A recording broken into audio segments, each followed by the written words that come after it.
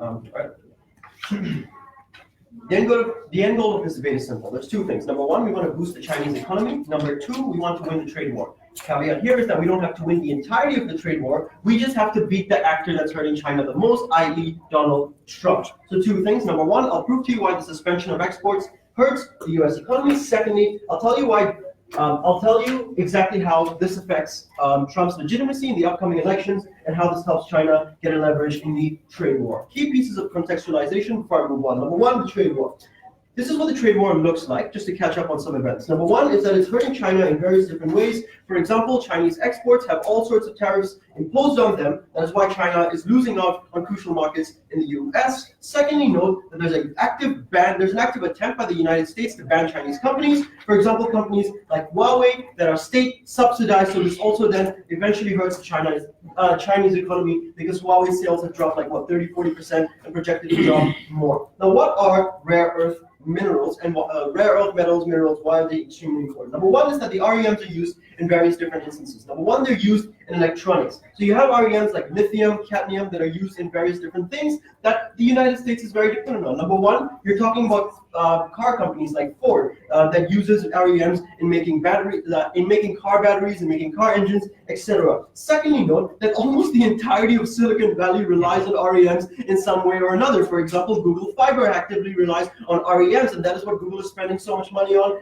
currently. Also note that various different other companies in the United States, Apple, that is constantly producing phones, also requires REMs in many different instances. Thirdly, note how rare are REMs. They're rare. They're actually very rare. Number one, China controls a large amount of the global supply of REMs. Number one, they control it obviously within their own regions, talking about areas like Xinjiang, talking about areas like Tibet that they have a strong grip over. Also note that they get a lot of it from North Korea. North Korea's REMs are predominantly mined by China, and there is no other party that actively trades with North Korea to that extent. Secondly, the global alternatives that the US is going to have to rely on are literally countries that have a large supply of it as of now. Number one, countries like Congo. That is literally the global supply for REM. You're not going to be able to penetrate that market very well. Secondly, the efficiency with which they mine those REMs are not half as good as the United States. Thirdly, note you have places like Europe. Sure, Europe has a large supply of REMs, but let's not forget that Europe also has a very big tech industry, and most of that is circulated back into Europe. You're talking about places like Finland that actively use so much of Europe's REM in Nokia technology, and also companies in Slovenia like Skype also need it. So the alternative remain relatively shit. Two things in this debate. Number one, why the suspension of these exports? Why the suspension of REMs hurts the U.S. economy? Number one, the supply. Note that China, like I said, controls a lot of the world's supply. So why is this necessarily bad? Let's analyze the alternatives that the United States is going to have to opt into. Number one is speculation. They're going to have to buy up things like REM bonds. And the problem here is that they're probably going to jack up REM prices because people are going to think that this is a lucrative bond. Secondly, note is that the U.S. is going to have to tap into global markets. Number one is that the Belt and Road Initiative has already ensured that they have a choking grip on countries that are rich with resources all across Asia. For example, a region that is rich in REM, Balochistan in Pakistan, is almost entirely under Chinese control as of now, and they have literally kicked out the United States. So these are areas in which the US has limited access into the global market for REM. Secondly, Africa is also now becoming Chinese territory. Why is this true? Number one, the Belt and Road Initiative has ensured lucrative deals for many African nations, like, hey, we'll help out your economy, we won't interfere in your politics,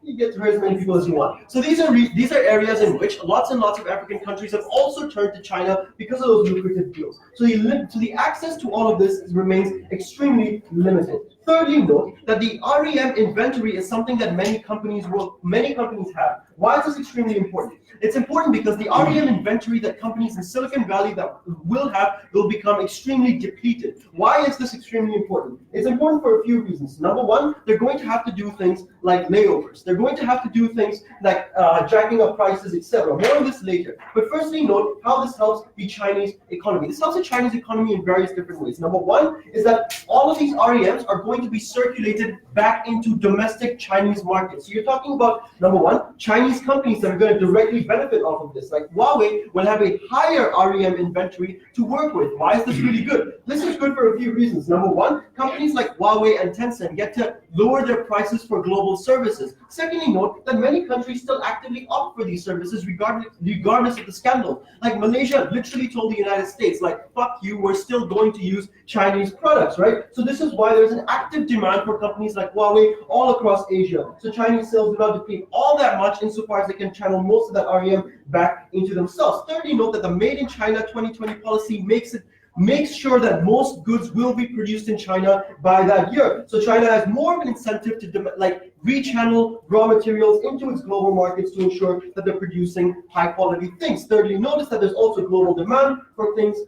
There's global demands for technology like 5G, which is also a necessity for China to redirect most of those REMs back into its domestic markets. But secondly, why this affects Donald Trump in the upcoming elections. Now note a crucial piece of framing that I stated earlier that I'm going to restate now. We don't need to win 100% of the trade war. We just need to affect the party that is hurting us the most. And Trump's whole mandate has been centered around becoming an isolationist. The United States is becoming more and more isolationist with every presidential election that this clown is in. So basically what they're going to ensure in this case is that they become as isolationist as possible. That is literally Trump's policy. That is why he has initiated things like the trade war. Now, how is it that this hurts Trump in a significant extent? Number one, it affects his voter base. How is this necessarily true?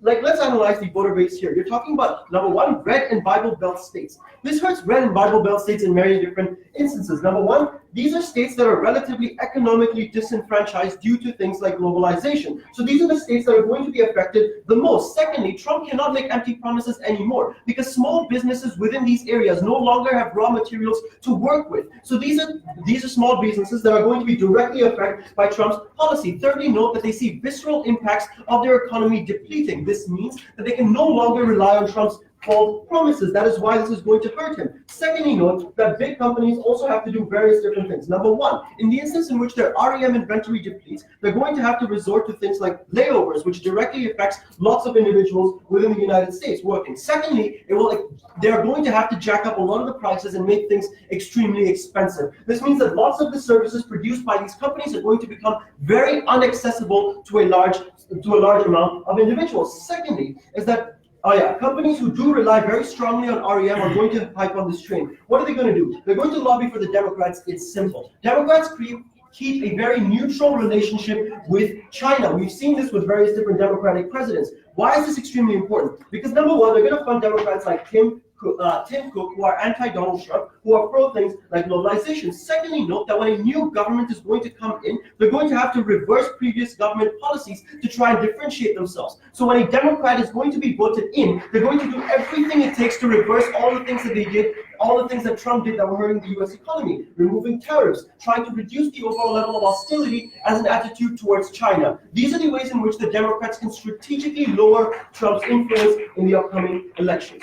Ultimately, this debate comes down to two things. You can benefit the Chinese economy by redirecting most of the REMs into domestic markets. Secondly, note that Democrats can easily use this, and companies that heavily rely on REMs can lobby Democratic candidates in the upcoming elections. These are ways in which we can strategically ensure that one party that is hurting China the most no longer remains. For all these reasons, supremely proud to propose.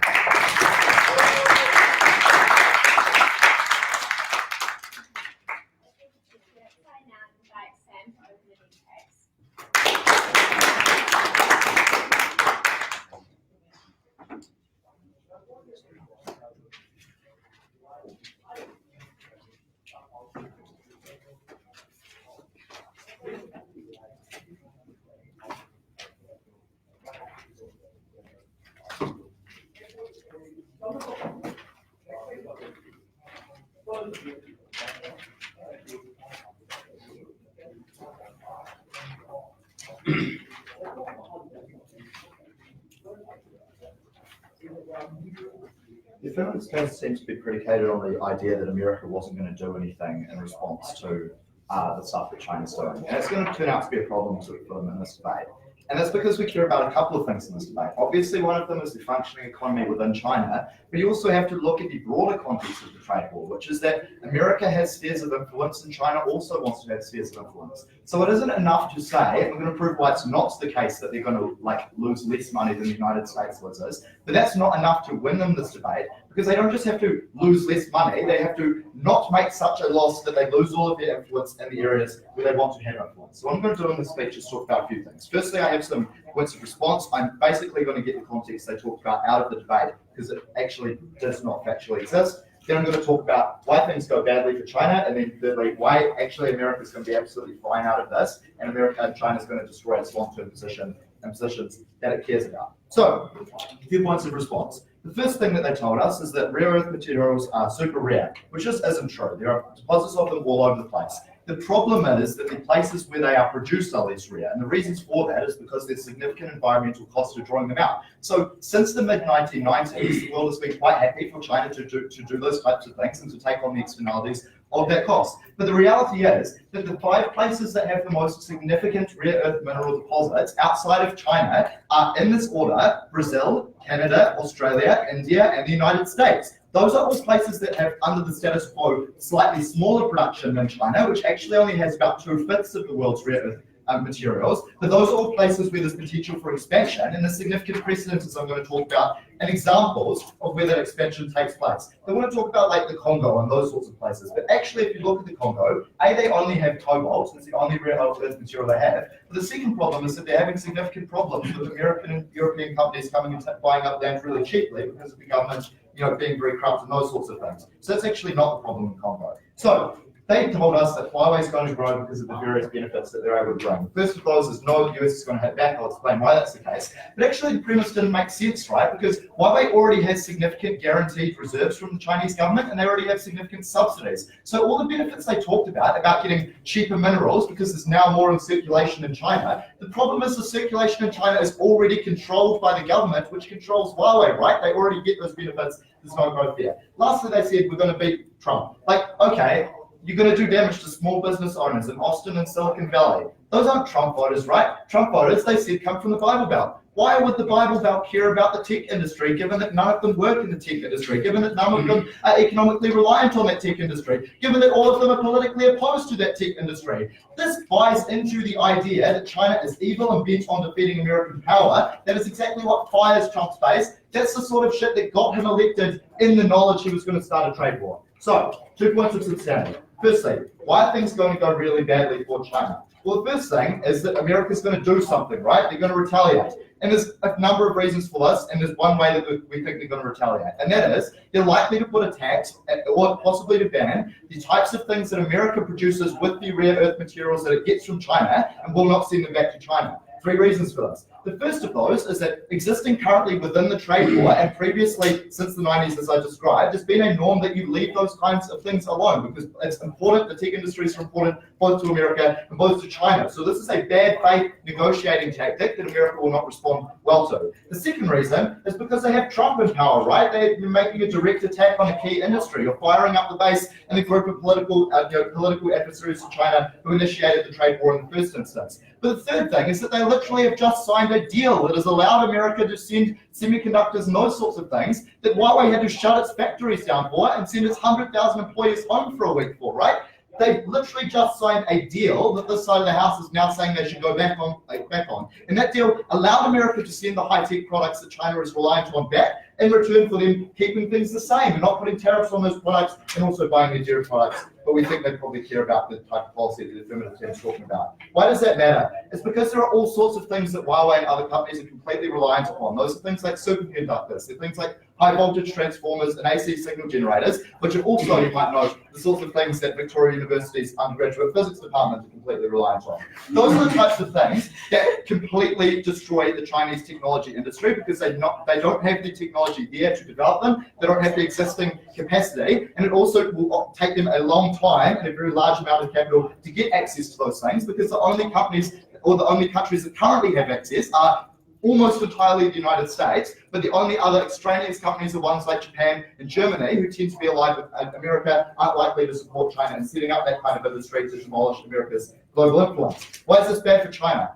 A, basically the industries that they cared about, the ones that America is using for economic growth and global power, get absolutely destroyed and are likely to suffer. That's what you see, shrinking economy. And you hear about that because you hear about your people, like in China, right? You have people, hundreds of thousands of people, or 88,000, I think is the statistic, of the number of people that were sent home for a whole week without a paycheck from Huawei. And that leads to internal stability and leads to poverty within that nation. But secondly, you see the shrinking of important industries. And this harks back to the context that I provided, which is that Huawei, that China cares about Huawei, yes, because of economic influence, but also because they like to do things like setting up 5G networks in other countries. It's important to their strategy in the region, their strategies in places like Pakistan and Sri Lanka, to continue to have an important tech industry that is comparable to that of the United States. If they lose the capacity to produce the hardware, or if they lose the hardware itself that is under the status quo produced in the United States, they also lose that influence and they also lose that economic growth. Secondly then, why is this not going to hurt the United States in any significant way, and that's going to lead to problems for China?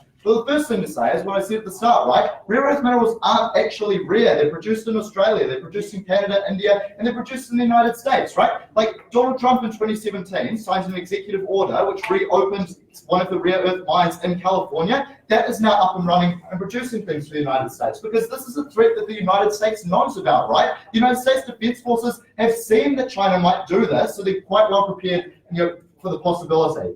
A key example that we're going to talk about in this case that we're going to bring in is the fact that in 2010, when Japan had a big tiff with China, they previously had 80% of their rare earths coming from China. That production got shifted away to Australia. It was predominantly produced by companies like Linus. They pumped a lot of capital in there. And now that they've gone back to trading with China for those things, it's only 25% that they are trading with China. Japan was able to fund foreign expansion, and in the process of only a couple of years, despite the fact they have no reserves on their own, were able to shift away from needing China at all. The United States has reserves itself. The United States Defense Force has massive reserves. The companies that live here there have massive reserves. They're prepared, and only 2/5 of the reserves are in China in the first instance. They have the capacity to pump capital into India, into Australia, and those sorts of places. That's exactly what they will do in response to this attack from China. What does this mean for China? Well, in the first instance, all the things that the affirmative team wanted to talk about do not exist in this debate because they do not place the pressure on the United States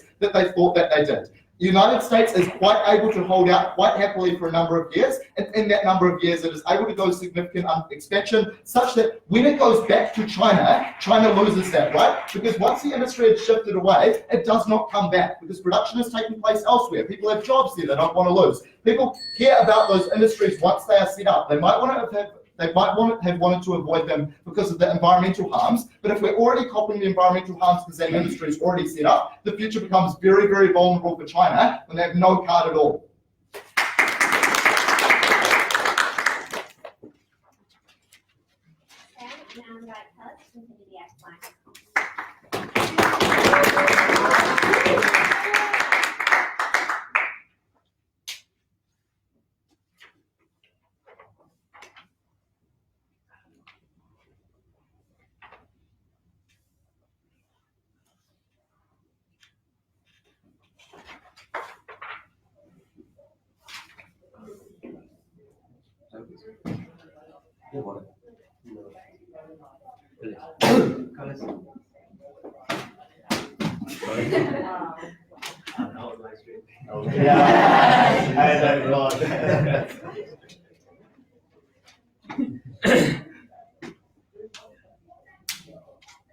Good.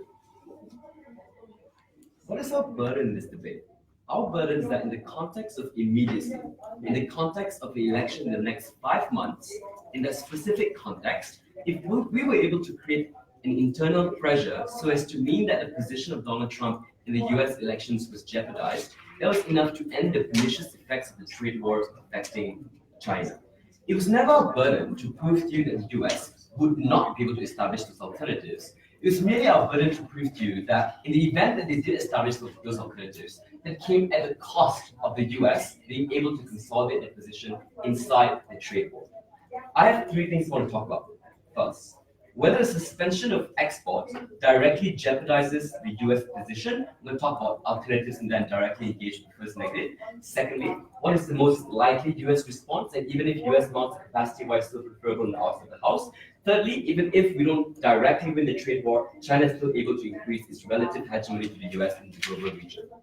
Before that, let's deal with this idea about how China relies on semiconductors and apparently China uniquely imports them from the United States. So I think that's quite ludicrous. The premise under this argument is that currently US is the sole manufacturer of hardware to China. Two responses. First, I just think this is untrue. Why? Because China has a history of being a large labor base who is in fact manufacturing. That means its prices have often been extremely low so as not to be able to afford US hardware. If anything, US often purchases Chinese hardware in the first place, and then by that logic, in fact, consolidates Chinese position in the event that the US has no access to the same hardware. Those hardware are developed from manufacturing industries which uniquely China has a monopoly over by virtue of its large labor force, by virtue of it being drive down prices. But the second response I have to make here with respect to the specific argument is that the allies in the region in which the US is likely to in which China can still obtain hardware from, were allies in the region that existed in Asia. So, for example, the structural reason why the US would not be able to establish its hardware and sell hardware to China was very easily because the isolationist nature of the US necessitates that the allies in the US in Asia were already alienated from the US. So, if anything, we think that the trade relationship is balanced towards China in that event. And especially in the context of where the only world where this argument would hurt China is in the world where China directly experiences a chokehold to its supply. That just doesn't make sense in the event of Chinese allies in the region, including, say, for example, Malaysia, which exports enormous amounts of hardware and semiconductors to China, by the way, by virtue of it being a large semiconductor state. That argument simply doesn't make sense. Thus, whether a suspension of exports directly jeopardizes the US position. The main thrust we hear from side negative is the idea that any suspension is not going to affect the Bible Belt, and any suspension is not going to affect, crucially, the demographics that are opposed to the tech industry. The first response, and most obvious response, is that apparently the rare earth minerals are only used for the tech industry, but that's just not true. If you just think about it for a second, like everyone uses smartphones, and lithium is inside smartphones. Neocadmium, for example, is also inside many of the laptops that Ben's using right now, for example. And what that means is that in the event that prices increase, it's not true that only the tech industry hurts, but by virtue of the tech industry having to drive up those prices because the speculation occurs, what that means is, inevitably it means prices end up getting higher as well. Consumers end up having to pay higher as well, including the individuals in the Bible states who would like Donald Trump on your side of the house. But the second response I have to make here is that this debate was not only just about the Bible Belt and the red states. We don't think that they would overwhelmingly vote against Trump in this instance. But this debate was about the middle ground areas like Florida, for example, where those individuals did feel the economic hurt.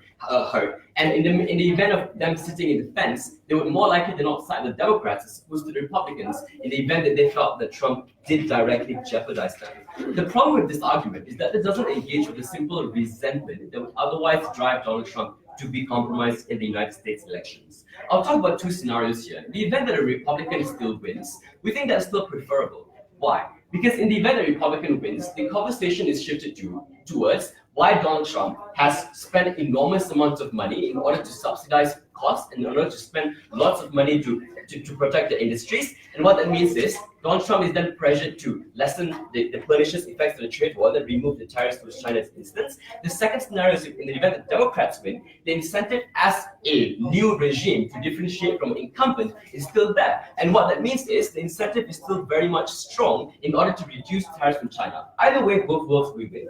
Let's talk about alternatives. Rare earth minerals are apparently not rare. Like, let that sink in for a second. But let's deal with specific analysis. Apparently, there's large reserves in Brazil, the US, and Canada. My first response is that even if this is true, this doesn't engage with how, even if the reserves are mined within the paradigms of the United States, a large amount of hardware was still manufactured in China. So even if, by the US, hardware for the US, by the way. So what that meant was, even if the US was to be able to establish a mine in Brazil, they'd have to end up sending the proceeds of those mines to China, and China then having to export back to the US. What that means is it still drives up costs for the US, thereby leading to all the pernicious effects we told you about with respect to consumer prices. But the second response I have to make is specifically to the other argument about how they'll likely shift away to other countries that doesn't engage with the immediate cost of a money injected into this endeavor, because that simply didn't engage with Ethical's context of how China often already had a grip over those markets. We told you, for example, Congo in Africa, just look at BRI, for example. The US is unlikely to be friendly, to receive a friendly response from those countries in that regard. But what is the most likely US response? How does it go? We think in terms of capacity, the incumbent government as Republicans runs along a strict ideological line of conservatism. And what that means is the core tenet is a fear of a government that is too large and a fear of a government that is too spendful. And crucially, the voter base aligns with that. That's why you saw a backlash towards the increase in taxes when Mitt Romney suggested it. That's why you saw support for isolationist policies, because the perception is money funneled outside the US, not for the US, emboldened by rhetoric like MAGA. Why is this important? Because it means that for the US to withhold any suspension, it needs to channel a large influx of money to protect that economy. It needs to channel large amounts of money to establish infrastructure in Congo or Brazil, any other countries that we made up. What that meant was, even in the event that the US did spend money, the Republican voter base is still likely to be alienated with Donald Trump, because the perception is that it's not a Republican ideology, because we don't want a government that's too large, because we don't want a government that is too expensive. Because what it means is likely to increase taxes for individuals all over. Of course, the exception is defense. The Republicans love defense, right? But crucially, they don't care about the specific area under their side of the debate. Lastly, even if we don't win the trade war, why is China able to increase its relative hegemony? The effect on the outside of the house is we get a relative amount of surplus, a large surplus of rare earth minerals, which we can utilize for important things in China. The first reason we gave to you why this is important is because he was able to increase the supply we had, which drives prices down in the Chinese market. The feeble response we heard from First Negative was that the companies were circulated in China regardless. But that never made sense, because it still meant that we were able to subsidize large amounts of money in order to establish those consumer products. So what it means is the Chinese, who we at the CCP really worry about because of the recent Tiananmen Square anniversary, and we're kind of scared they're going to start protests and stuff, they're going to be a lot happier insofar as our authoritarian dictatorship is premised on economic prosperity. They have to pay a lot less in order to access important consumer services. But also that's still preferable when you consider the money and the REM we can channel towards allies from Malaysia, for example, to increase our relative hegemony in the event they are happier versus the US. Let's be very clear. It's never our burden to win the trade war. It's only our burden to create a pressure such that the force under the trade war was then removed. I'm very proud.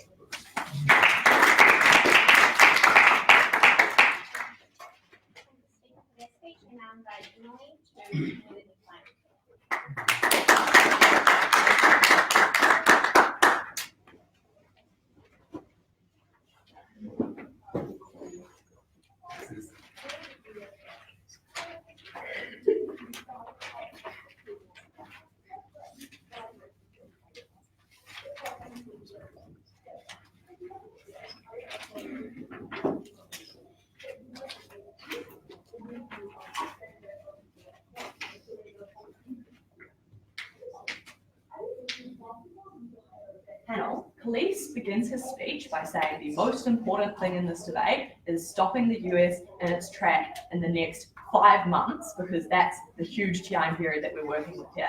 I'm sorry, Affirmative, you have just lost the debate because the US has 2 years of back supply of rare earth minerals that have been processed into hardware and are ready to go. You have set up yourself for failure. But beyond that, I'm going to do a few things in my speech. Firstly, a discussion of how we win and the bizarre metrics of winning the trade war and taking down Trump that side Affirmative wanting to rely on. Secondly, I'm going to go into a detailed analysis of how China is affected by when they act in this way and the retaliation from America. Thirdly, how this does not cause the US to lose out in any way, shape or form. And finally, dealing with the independent idea of what's going to happen to the US election, seeing as Affirmative seems to think that it's important. So, how do we win? Side Affirmative came up to us and told us that there were 3 key ideas. The economy, don't worry, we agree you guys. 2, winning the trade war, and 3, taking down Trump. We told you more realistically that what we care about is China's economy and also Asian influence. Why is Asian influence actually the most important thing in the debate? 1, it is what China is doing right now. For example, their influence in the South China Sea and the Belt and Road Initiative. 2, Side Affirmative's own analysis that they actually don't care about that America is becoming more isolationist. So why would they actually want to have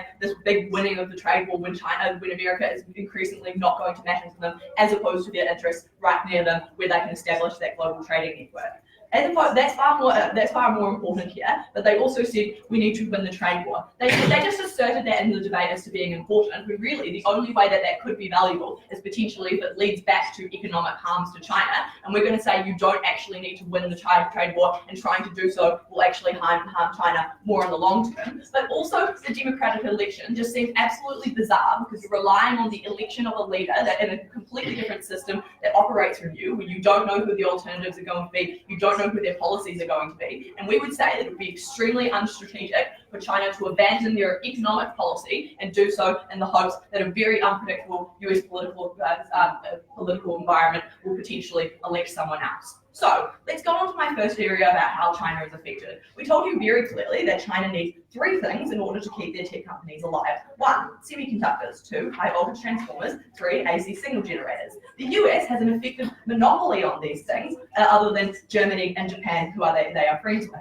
There are high barriers of entry also due to the level of technological advancement required. So for example, the US is about 10 years ahead technologically of China, and therefore is the only country that has the sufficient technology to make these semiconductors. The difference between the hardware that you're producing through processing these rare earth minerals and the technological intelligence required to turn them into those 3 things is significant, right? And there are high barriers to entry there. The only way China is currently gaining their technological advancement is by stealing it from the US, who will 100% clamp down on that theft of information once this trade war escalates. So literally, it's going to be at least 10 years until China will be able to process these things themselves. What does that mean? A huge fuckload of an economic shock, but also long-term shifts where they did not respond from SAM to other countries who will build up the infrastructure and build up the technological advancement, which means that they've already sunk money into this, so therefore they will never want to go back to China.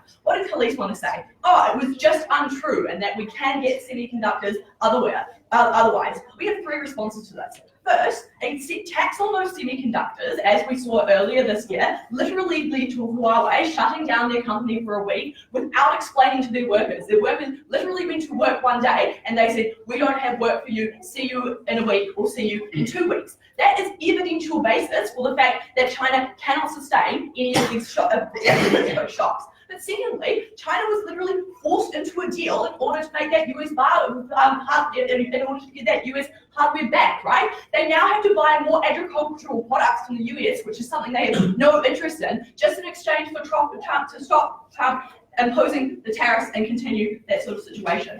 Final response, so they want to talk about cadmium. But cadmium is useful when it's used for diodes, but only America has the technology, you can tell I'm reading this off the paper, to undergo the chemical processes that make cadmium safe to use in diodes and an economically viable scale. So that means that really America does have that monopoly there. So what does the US do? They retaliate, right? They are explaining Trump as somebody who spins and won an election of the narrative that they are very important, that they're going to make America great again, and therefore they provided no analysis. They just assumed right from first that this would just cause the crumbling of the US economy, and the US just wouldn't be able to do anything back. We think that the US is going to be very offended by the agreement that they literally just signed in the last 2 weeks, saying that China was going to stop messing with them, that they go back on that. What else did Khalees want to say? Rare earth minerals aren't rare. And he said, no, that's fine, because while there might be rare earth minerals everywhere, you actually need to ship them into China to produce the hardware, and then ship it to the US to turn them into semiconductors, and then ship them back to China to produce what China needs to do.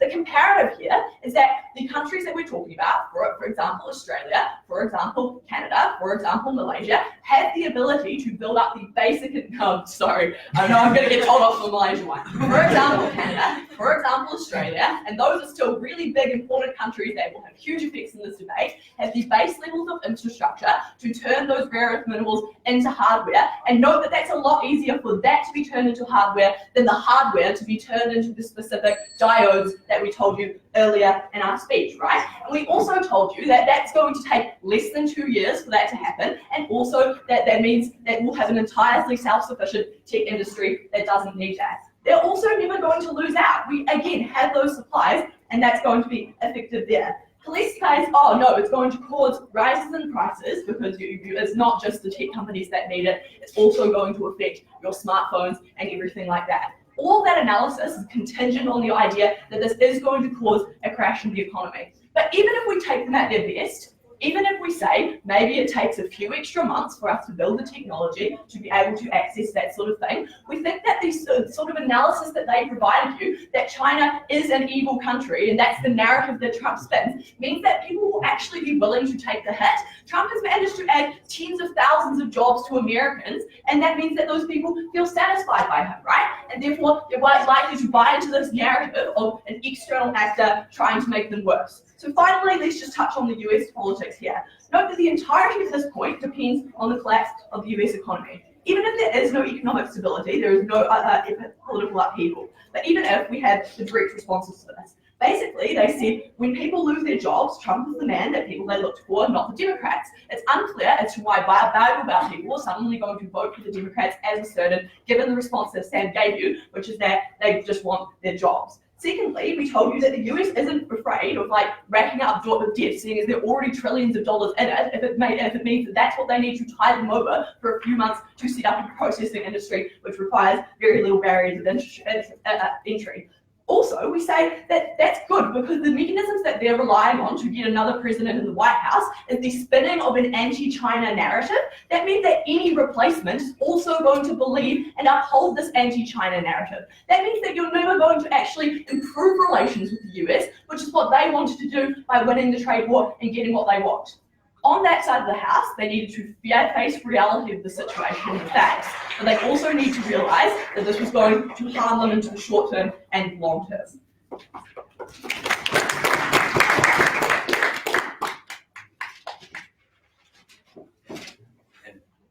You want this back? Because it's not. Oh, is that not hard? Was that hard? I really like it. Oh, thank you. Thanks, Julian. I would like to propose, yeah.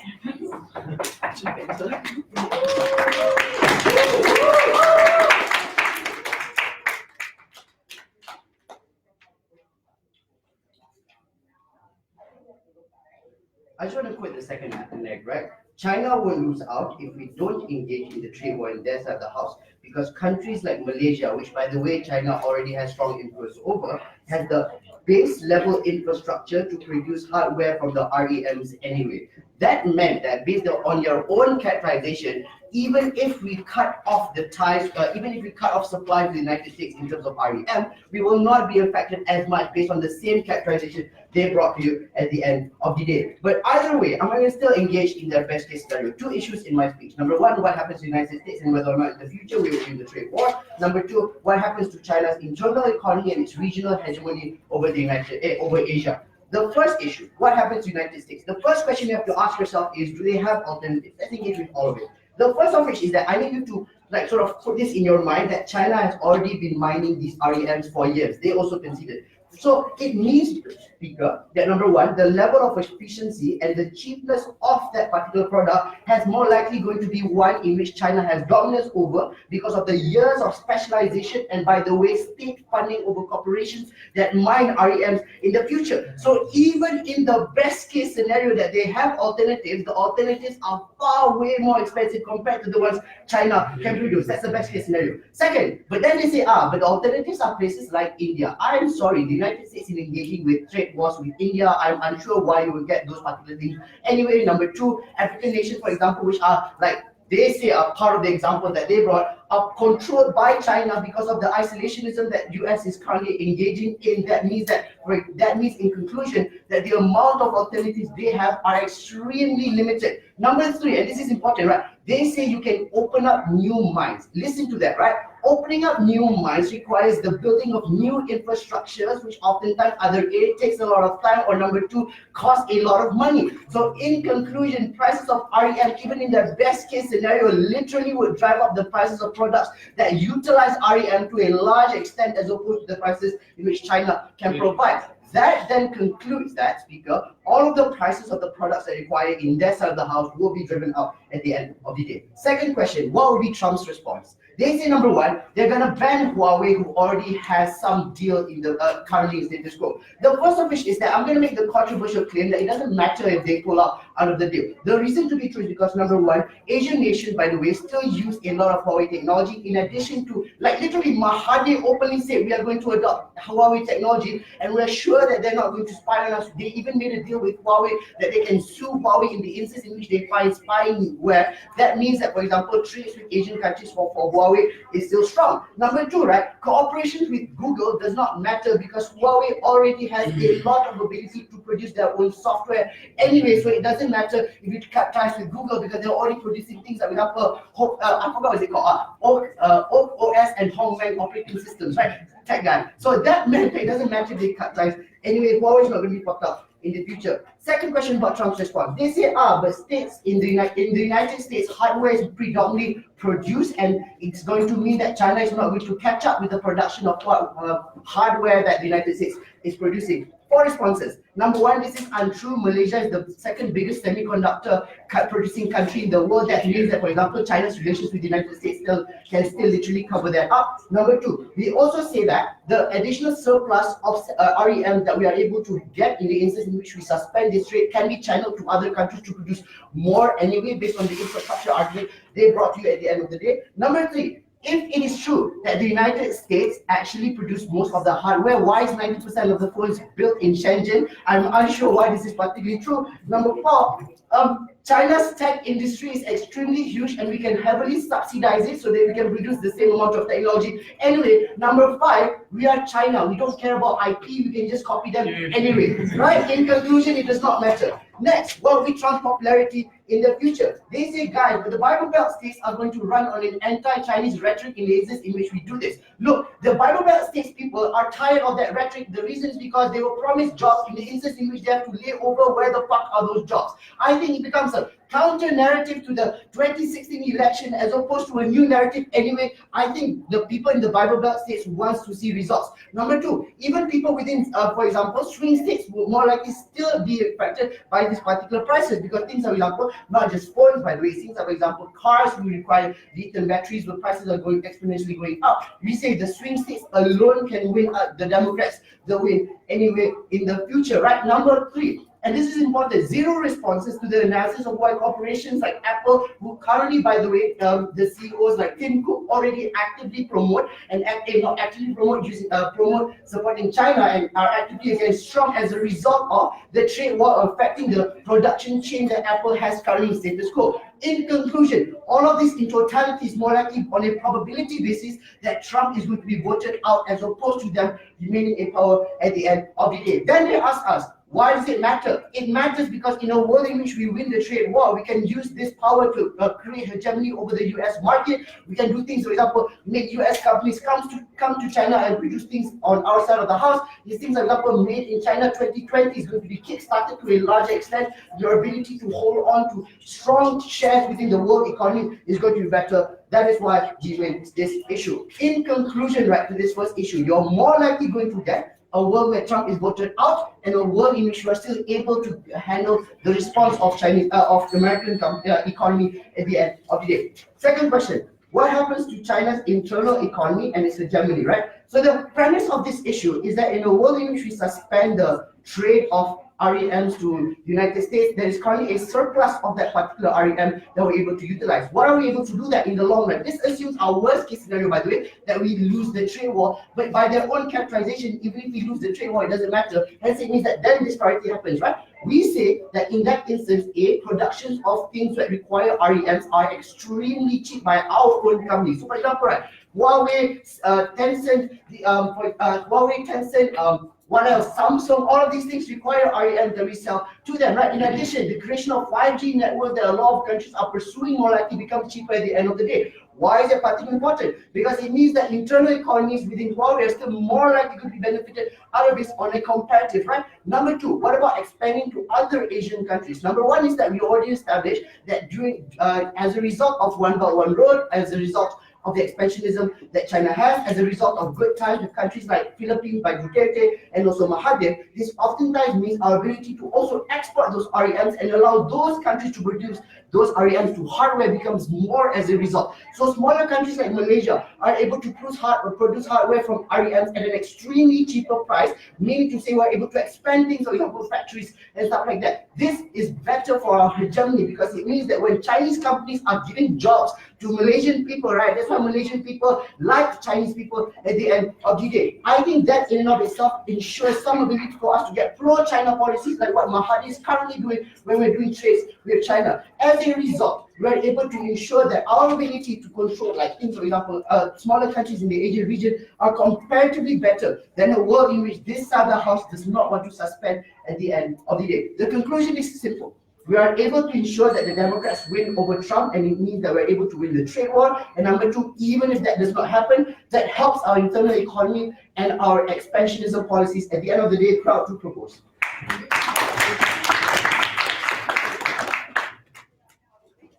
Speaker for their speech, I now invite Maddie to close the meeting.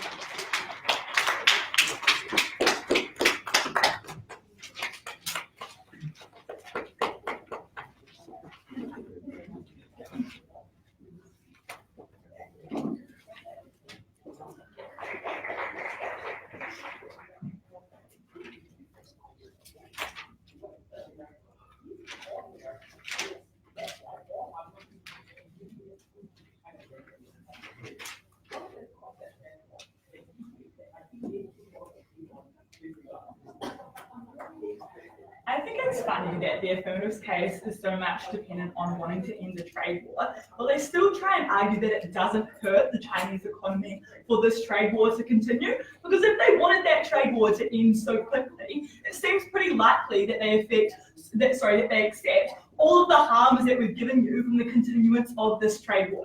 Equally, insofar as they want to say that it is enormously beneficial for China to go towards other Asian interests and having more rare earth minerals, it seems pretty likely to me that if this is true, China would already do this rather than being hugely dependent on the United States, right? All of the things in this debate basically defy basic logic of economics. We think the Chinese economy is set up to have the most benefits for under the status quo, and they're going to lead to huge harms. I'm going to do 4 things in this debate. Firstly, I'm going to ask, how does this hurt China in the short term? Secondly, I'm going to ask, how does it reduce their global influence? Thirdly, why the US is unlikely to be super hurt in the short term. And finally, I'm going to look at the long-term interests of China and how they are also hurt. So firstly, how does this hurt China in the short term? As I've already flagged in my introduction, we think that basic economics speaks to our side of the house here, that China, if it thought these things were beneficial, would not need to be like pushed into this by Trump's activity, but rather would already be making these choices for itself. We tell you that Chinese rare earth mineral industry gets close to going bankrupt. Why is this? The United States is the biggest market for it by miles, right? This is why it is a huge decision for China to be making this particular decision here in this debate. Insofar as you think the US is hugely harmed as well on their side of the house, and insofar as they want to say that the US harmed, that would mean that the US is already taking in huge amounts of rare earth minerals, and that therefore the Chinese are earning money by exporting those minerals out to the US and therefore benefiting themselves as a result of that. Secondly, we told you about the codependence that we see between these markets. We told you literally about how Huawei and other tech companies, and the fact that literally Huawei had to shut down factories when the US stopped stop exporting the products back, because it is very likely that the US would want to retaliate here to say to China that it is annoyed, then it seems very likely that this would be hugely detrimental to the Chinese economy. We say that no other countries can provide at scale. So while it might be true on their side of the house that there are other Asian countries, perhaps Malaysia is able to do this, the simple fact is that it is the US economy that is the largest economy there that is able to do those things, and they have to rely on so many different moving parts being incentivized to act in the interest of China here, rather than, for example, wanting to side with the USA and saying that it might be within their strategic interest to do that in this debate. They rely on so many different things to get there, those moving parts are not all aligned. Secondly, they tell us that they can just set up their own market that is already heavily subsidized in China. At the point that you reduce the number of buyers that you could possibly market things to, the price just gets lower. Again, basic economics, which means that their heavily subsidized market is likely to fall over. Again, not in the interest of the China and not in the interest of the Chinese economy. Then we have all the harms that Sam has provided here about all the bad things that happens for Chinese interests as a result of the fact that the economy is hugely suffering because it is so dependent on these. So let's look at that now. What is the reduced global influence of China that occurs? The first is because its economy is suffering. It means it does not have as much money to be able to replace like spread its global influence.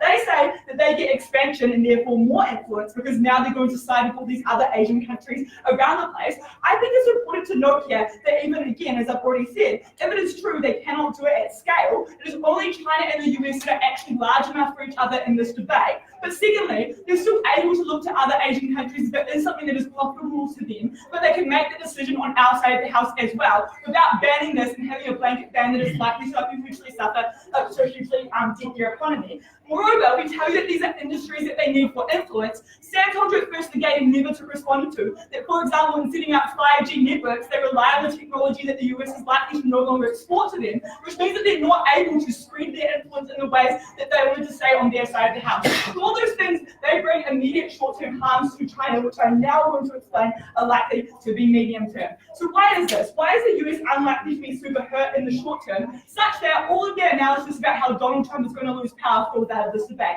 We tell you that they have reserves for some period. We recognize that they're a bit dependent, but they're also a fucking global superpower, which means that they understood that China might do this at some point and that they were dependent on them. So they built up large reserves in order to ensure that were China to do something like this, they would not unduly suffer.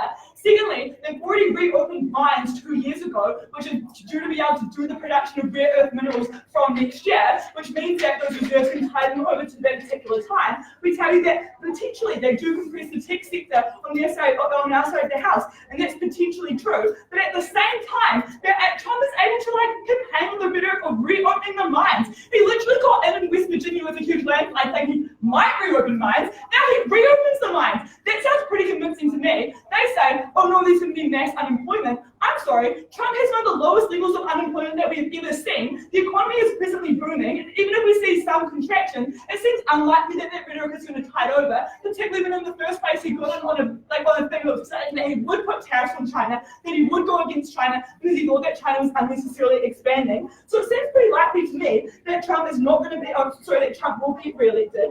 Moreover, they want to hang their hat on Apple's going to be angry and Tim Cook is going to get even more outrage. I'm not really sure that this is additional to the level of outrage that he already has over anything that is happening. So all the people who get angry on their side of the house are people who are already angry and who are not leading to any of the outcomes that they said that they wanted to get. So I think at the end of that, it's actually unlikely that Trump does not get it's pretty likely that Trump does get re-elected, which means that they keep the economic hurt that I've already explained for longer. For example, these harms that might be 1 year become 5 years, and that means that these become medium-term harms that lead to even more suffering of the Chinese economy and even less power to be able to get these global things. But finally, how does this hurt China into the long term? This is not actually premised on whether or not Trump gets elected or not, but rather the fact that if it is true that the US economy is indeed dependent on the tech sector here, and if it is true that this is going to be damaging to the US economy, I think regardless of your political stripes, it's pretty likely that you as a president of the United States would decide to make a shift away from an industry that is presently reliant on China because you know that you can no longer trust them, right?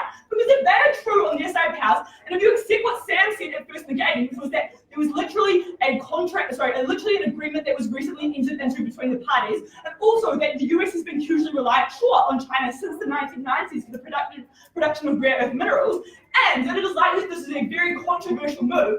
I think that whether you're a Democratic or a Republican president, it is likely that you shift away from getting production from China in the future, and you don't just return to using them again as a result of the end of the trade war, regardless of who you are. What does this look like? It looks like what Japan did, where it heavily funded other companies around the world to be able to set up refineries. Sure, it's true that Malaysia has a large refinery. That actually happened after Australian company Linus was funded by Japan to set up and have a refinery outside of Malaysia. So those ones are presently already being set up, but then the US has even more capital to be able to do this than a country like Japan, and even more reason to do so. So we think that at the point we have broken these long-standing norms, it is very likely that regardless of your political stripes, that it means that into the future you will ensure that this does not happen again. At the end of that, it does not matter if they are able to prove whether Donald Trump gets re-elected or not. If I've proven that he is likely to be re-elected, we've already won there. But if it is not true that if it is true that they do not get re-elected, they continue the harms of the trade war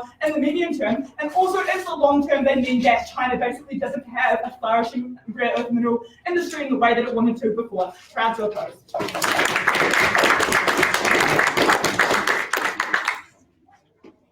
for this speech. Now I invite Sam to deliver the reply.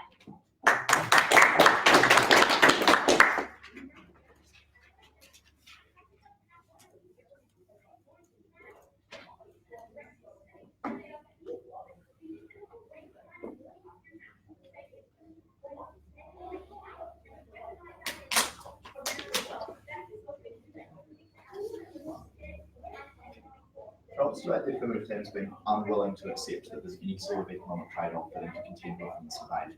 But the reality is that if all of the things that they were saying were true, under the status quo, China would not be reliant on America in the way that it is. Under the status quo, China would be quite happy to use this as a bargaining chip tool. China wouldn't have been forced into the kinds of trade deals that it has been forced into.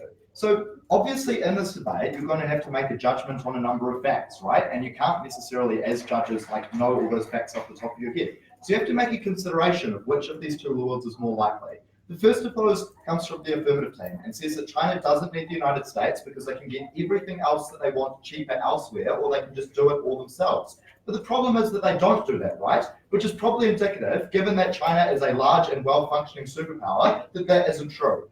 Versus, on outside of the house, we told you that they had to shut down their factories. They had to stop production when America started taxing semiconductors into China. We told you that they were forced into trade deals to get those semiconductors back and had to undergo significant concessions in the agricultural industry, which is something that they would not have done had they had cheaper and better options elsewhere. You also have an affirmative team trying to pin the debate on ending the trade war. So clearly there is some degree to which China is dependent and is going to make economic losses. We tell you that those are going to be enormous losses. The affirmative team has not done a lot in this debate to try to mitigate the scale of the losses that we have provided. They've just tried to get them out entirely. So if you believe that we are providing losses, you also have to believe the scale that we have brought you, because they haven't done anything against that. And we told you that that was the complete inability of the Chinese tech industry to continue to function. There was the complete inability for the factory floors and the coal faces to continue firing. There was a mining industry that was going to be completely shut down and that was never going to come back to China. We tell you in the first instance, just on the premise of economic growth, we're able to win this debate. Because of the significance, the scale of the harm, because of the instability that is likely to be caused when you face that level of economic detriment, when you face people in the hundreds of thousands who simply do not have jobs anymore, that's a harm that they needed to contend with and were unable to. What they did want to pin their hat on was the long-term outcomes in this debate. We say that actually we provided better long-term outcomes, and there's a couple of reasons for that. The first of those is that a lot of the harms that they wanted to present were premised on the fact that there was going to be significant damage to the American economy, which was going to cause a total shake-up of the American electoral system. So the problem there is that the harm that they provided us was based in the next 5 months, right? But the issue is that they didn't contend with the fact that America has the reserves to go by on those 5 months, right? They didn't contend with the fact that that wasn't in the first instance going to be a problem for the American economy. But the second problem there is that China isn't able to expand its power via its 5G networks. They aren't able to get the REM industry back after they lift the tariffs and those sorts of things when they pushed the Americans to go elsewhere, as they said that they would. So what did they say? Let's get rid of Trump. But there's a few problems there, right? The first of those is that as much as people in debating love to hate on Donald Trump for his various problems, of which there are many and of which most people here would accept, lots of people in America are very happy with them, right? Because there is enormous employment. So if they want to point to, the third speaker's where are the jobs? The jobs are there. The jobs are in West Virginia, where Donald Trump said they would go to. He did reopen the mines, and he's definitely reopening the mines now that you're forcing them to take their rare earth mines to America. But the problem there is that they said, well, they're going to disempower the local business owners and those sorts of things in Silicon Valley, which in the first instance is great for Donald Trump, but maybe Silicon Valley becomes anti-China. Why is that? It's because Trump wasn't the only reason we told you America would retaliate. I brought you 3 mechanisms, 2 of which were never responded to in this debate. The first of those is that they're breaking a modern norm, and the second of those is that they're breaking a literal, actual deal, right? The problem there is that irrespective of whom you elect, whether they're Democrat or Republican, you've showed that China can't be trusted, so America's never coming back. You've showed that they need to be pushed elsewhere. So if you want to hang your hat on long-term economic benefit for the Chinese economy, given the scale to which they're dependent on the Americans, they need to keep them in the pocket for as long as they possibly can.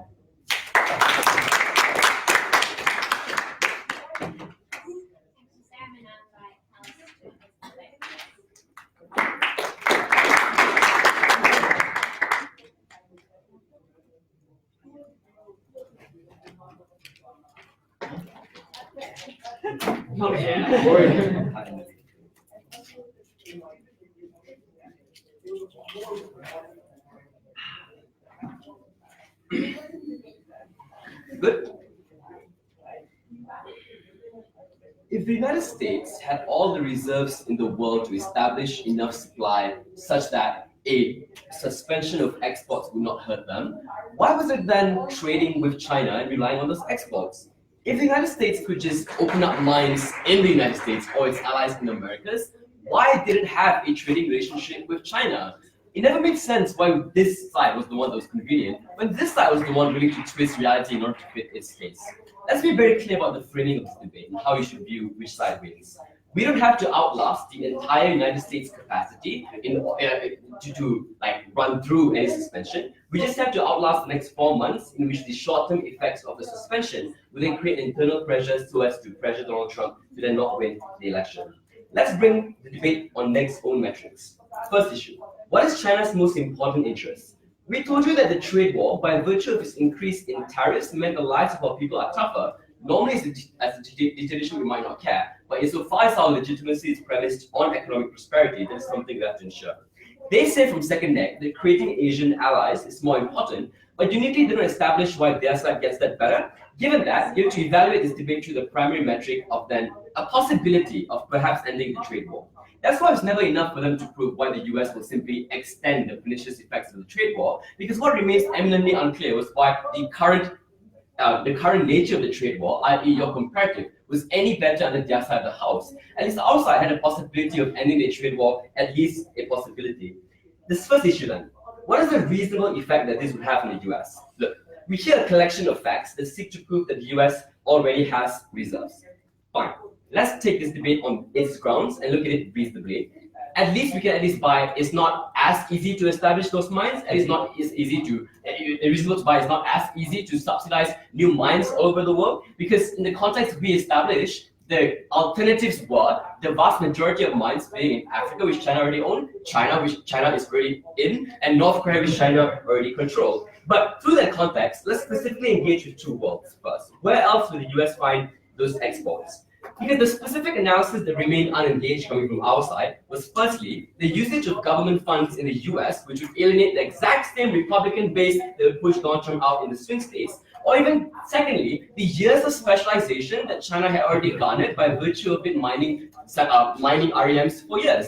The US can never contend with that primary ability in order to do so. The second specific thing I want to contest is the short-term harms that they sort of brush over. Because even if the US did have reserves so as to establish the supply, that never contended with how speculation, by virtue of the supply being decreased, would still mean the prices increase for regular consumers. So it's never enough for them to say there's magically reserves that's going to supply the entire US, if that meant the effect of speculation necessitates that the Republican voter base would still be mobilized to vote against Donald Trump. Second issue, what is the reasonable response from the US? We get an idea that the US would then presumably cut off manufacturing of the semiconductors and cut off access to the US market. Uniquely, you do only get the idea about the US market from the negative, so the future through that lens. But let's assume that it is true that China does have importing relationships with semiconductors with the US. There are three ways negative was able to deal with this. The first, that this was premised on a trade war, not already affecting the usage of semiconductors. I'm unclear why that's necessarily true of their side of the house. Second, we established on likelihood that the US just never was an exporter of China, given the nature of the labor force and the nature of the labor base and how exporting would be extremely expensive for China in order to buy the semiconductors. But even if that was true, I think we were able to establish that the only world you would care about the purchasing of semiconductors was the world where China could not recreate those semiconductors. We told you that China just never cared about IP law, so if you just steal those semiconductors. We told you that China is the richest state-owned country in the world, was able to subsidize companies in order to make those semiconductors. So there is no plausible world where this would matter as China. In this specific juncture, it is our time to strike.